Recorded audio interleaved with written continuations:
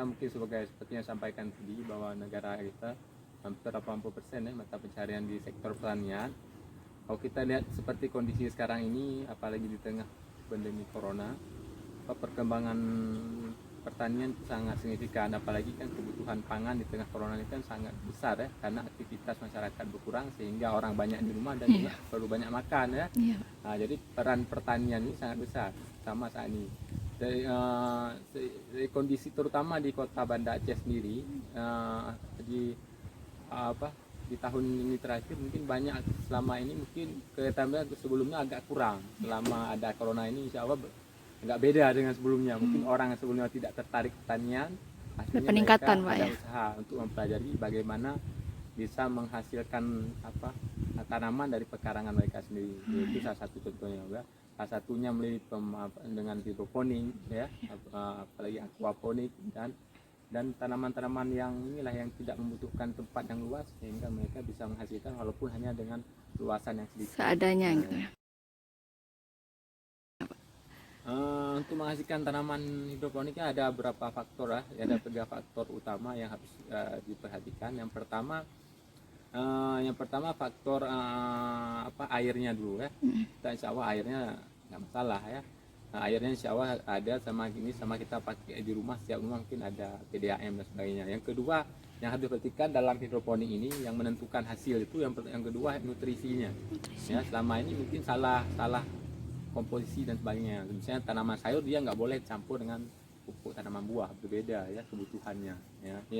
Nah, itu orang banyak mungkin di situ kurang informasi di situ, karena kalau masalah pupuk itu kan butuh Penelitiannya, pengetahuan tambahan supaya ya tidak salah kasih makanannya, seperti kita juga dengan salah minum obat kan, ya. Kira-kira bayangkan seperti itu.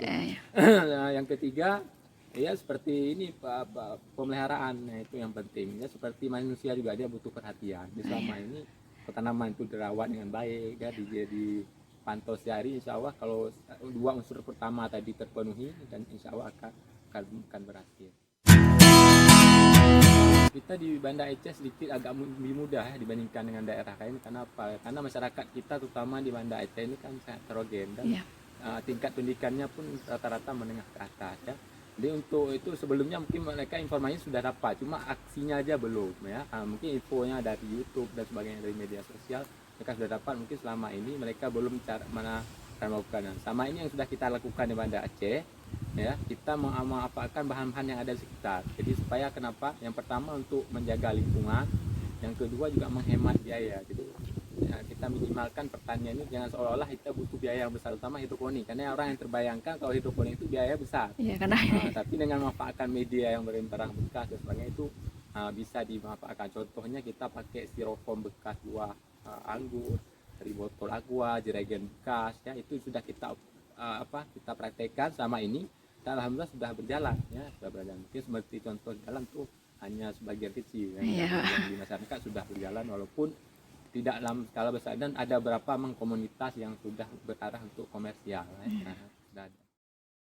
Selama ini yang inisiatif sendiri banyak ya, cuma mungkin kita ada beberapa daerah sendiri memang malah salah satu pensiunan salah satu kantor di Banda Aceh, malah bapak itu sudah bisa menjual ya. Itu di inisiatif sendiri, dia belajar dari YouTube. Ya, setelah dia melakukan kegiatan di rumah, ada kendala baru dihubungi kami, Pak ini kami udah tanam, udah buat, ini kami nggak tahu cara tanam, baru kita datangi ya, kita ajarkan bagaimana cara-cara yang benar ya. Mungkin sama ini mereka kurang ya, hanya melihat dari itu mungkin beda ya, pengalaman yang di lapangan dengan dari itu kan testimoni orang kan berbeda, karakteristik daerahnya beda-beda. Jadi ada berapa, lebih banyak itulah yang bapak-bapak yang sudah legend yang hampir pensiun, banyak yang ya, beralih ke itu, Pak. Pengen profesinya di pensiunnya nanti dia bisa usaha sampingan lah ya, sambil menunggu masa tua. Itu ada, itu banyak malah berhasil yang model seperti itu, karena dia menganggap ini dia serius ya, dibandingkan yang semangatnya sebentar habis sekali tanam ya tercampur dulu, terbengkalai, tidak dilanjutkan ya. Orang-orang seperti ini yang perlu kita edukasikan lagi. Ya, dia paling tidak dia bisa mengajak kawan-kawan sekitarnya, karena orang-orang tua itu kan mudah ya, ngajak orang muda karena dia punya karismatiknya lah. Kira-kira seperti itu. Ya, itulah fenomena hari ini ya. Kalau seperti hari ini kita lihat kondisinya banyak anak-anak kampus ya, orientasinya kalau harus bekerja harus mesti perusahaan, jadi PNS ya. Tidak salah sebenarnya ya, selama yang kita lakukan jalur-jalur yang benar ya, sesuai dengan prosedur tidak masalah. Kenapa tidak selama ini ya, peluang ini dengan kondisi hari ini kita bisa menciptakan lapangan kerja ya, paling tidak kita bisa mengajak orang satu dua juga bisa memberikan pekerjaan kepada orang lain. Kenapa harus kita tergantungan terhadap perusahaan tertentu kan? Yang namanya kerja kita di tempat orang kan tidak sama seperti kita kerja tempat sendiri ya. Ini atur waktunya bisa kita atur sendiri, itu kelebihannya. Kalau kita kerja kantor kayak kami seperti ini, pergi jam 8 pulang jam 6 nggak bisa nunggu.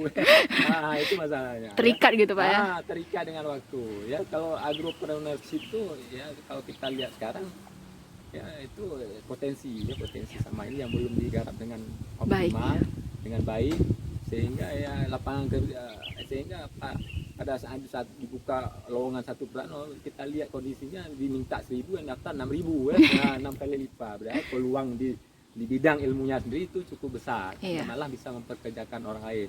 Ini juga saya berharap sebagai alumni terutama bidang pertanian ya, mari kita ciptakan lapangan kerja ya, paling tidak tidak di skala besar, tidak di kampung kita sendiri dulu ya, di skala kecil.